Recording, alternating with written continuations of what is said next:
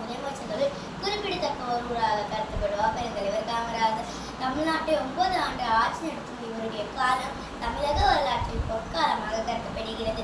பள்ளி குழந்தைகளுக்கு இலவச மதிய திட்டத்தினை ஏற்படுத்தி ஏழை எளிய மக்களின் கல்வி முன்னேற்றத்தினை உருவாக்கினார். தன்னுடைய உழைப்பால் தொண்டால் படிப்படியாக உயர்ந்த இவர் பெருந்தலைவர். நாட்டை காந்தி படிக்காத மேதை கர்ம வீரர் கல்விக்கண் திறந்த காமராஜர் என்று பல்வேறு சிறப்பு பெயர்களாக அழைக்கப்படுகிறார். தாழ்ந்தப்பட்டோர் மற்றும் ஏழைகளுக்கு நல்ல சிறப்பு கண்டன மற்றும் தொண்டர்களுக்காக இந்திய அரசு அதனை பின்னர் 1976ஆம் ஆண்டு பாரத ரத்னா விருது வழங்கியது. பிறப்பு காமராஜர் விருதுநகரில் 1903ஆம் ஆண்டு ஜூலை மாதம் 15ஆம் தேதி பிறந்தார்.